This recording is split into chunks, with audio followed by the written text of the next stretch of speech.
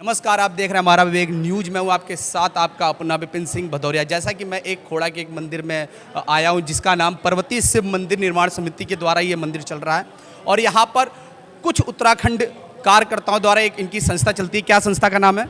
हाँ, हमारी संस्था का नाम है उत्तराखंड जन कल्याण विकास समिति, रजिस्ट्रेशन सन 1999।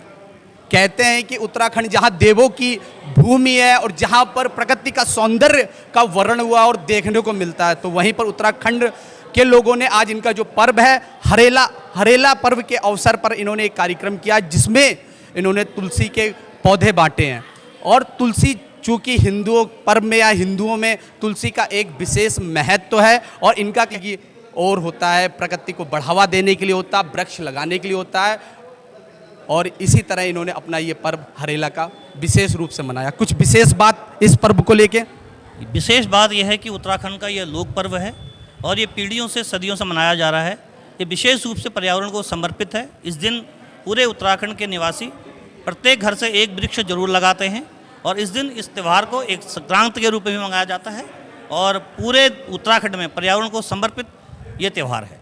संस्था के कुछ पदाधिकारी, मैं उनसे भी आपकी बात कराता हूँ। समस्त क्षेत्रवासियों को उत्तराखंड के लोक पर्व हरेले की हार्दिक शुभकामनाएं।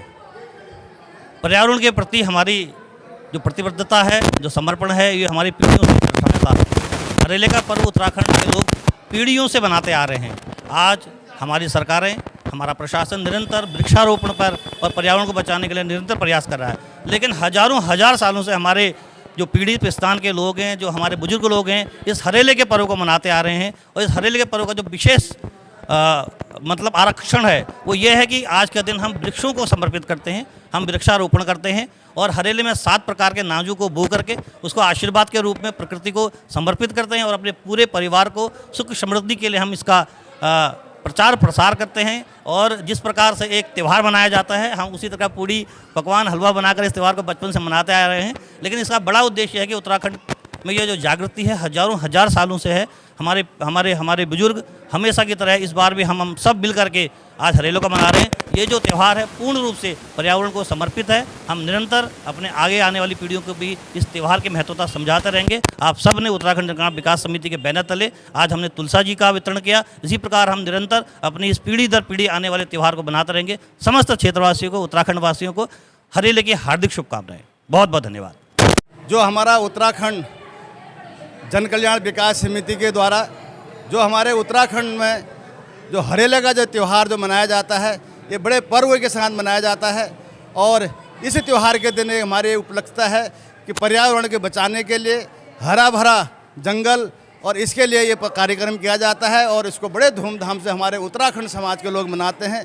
और आज के दिन हमारे उत्तराखंड में हर परिवार से कोई अपने अपने खेतों में, खलिहानों में एक एक पेड़ लगाता है, घर का हर सदस्य।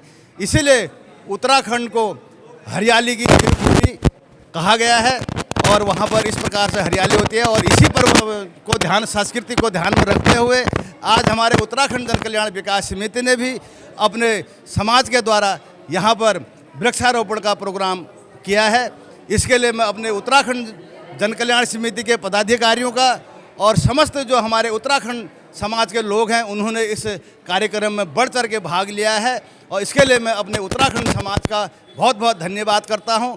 और इस हरेले के त्यौहार के पर्व पर अपने देशवासियों को, अपने उत्तराखंड समाज के लोगों को, सभी को ढेर सारी शुभकामनाएं और बधाई देता हूं। जय भारत, जय उत्तराखंड। जन कल्याण की तरफ से सभी को आज हरेला की त्यौहार के शुभ अवसर पर हार्दिक शुभकामनाएं। और आज बहुत अच्छा लगा जो कि हमारी नई संस्कृति को आगे बढ़ाया। जो पुरानी संस्कृति हमारी चली जा रही थी लेकिन बीच में लुप्त हो गई थी, कोई पेड़ पौधे लगाने का कोई हमारे बीच में ऐसा मन में विचार नहीं आया। आज देख रहे हैं सभी लोग, भगवान की दुआ से आज ये हमारे उत्तराखंड जन कल्याण की समिति के द्वारा जो पेड़ पौधे लगाने की परंपरा रखी, इसके लिए बहुत अच्छा लगा। धन्यवाद। मैं सभी यहाँ पर उपस्थित जनों को बहुत बहुत बधाई देना चाहता हूँ और उत्तराखंड के त्यौहार की तरफ जो है बेटा सच बोलती हूँ। और बचपन से हम ये त्यौहार को मनाते आ रहे हैं, हमारे माँ बाप भी मनाते थे। उसके बाद तो शादी हो गई, छोटे छोटे ही शादी हो गई थी, ससुराल वाले भी मनाते थे। जब से परदेश आए हैं, कम से कम 30 साल 40 साल मेरे को ये परदेश में हो गए हैं। अपने अपने घरों में बनाया और खाया, वो मनाना भी क्या बनाना हुआ। ज़िंदगी में ये दिल्ली आके आज देख रही हूँ कि यहाँ ऐसा भी होता है। बड़ी खुशी हुई, बहुत अच्छा लगा। सारे बच्चों को एक होके बनाया ये त्यौहार, बहुत अच्छा लगा। आज जैसा त्यौहार कभी नहीं हुआ। और मैं पूरे देश के उत्तराखंड के निवासियों को ये कहना चाहता हूँ कि ये हमारे देश के जो उत्तराखंड के जो सांस्कृतिक प्रोग्राम हैं, इनको हमको बढ़ चढ़ के हिस्सा लेना चाहिए। अपनी संस्कृति को जीवित रखने के लिए हमें अथाह प्रयास करना चाहिए। अपने जो भाई बिल्कुल इन प्रोग्रामों में गौण हो गए हैं, उनको भी जो है हमें प्रोत्साहित करना चाहिए कि हमें जो है इन सांस्कृतिक प्रोग्रामों में हिस्सा लेना चाहिए, जिससे कि हमारी संस्कृति जो है बरकरार रहे और हम अपने बच्चों को भी जो है इस संस्कृति के बारे में अवगत कराते रहें। धन्यवाद।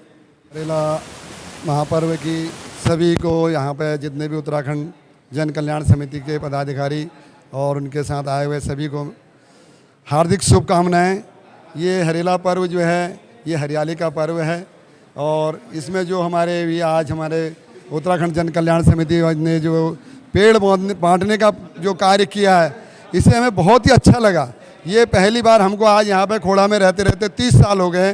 30 साल में ये पहली बार ऐसा दिन आया है कि हरियाली के दिन और हम सभी लोगों के हाथों में एक तुलसी का पेड़ दिया गया है और जिसे हम अपने घर में ले जा कर के अपने आंगन में लगाएंगे और ये हमारे घर की भी शोभा बढ़ाएगा और घर में हमारी इससे काफ़ी खुशियाँ भी आएंगी। और जय उत्तराखंड।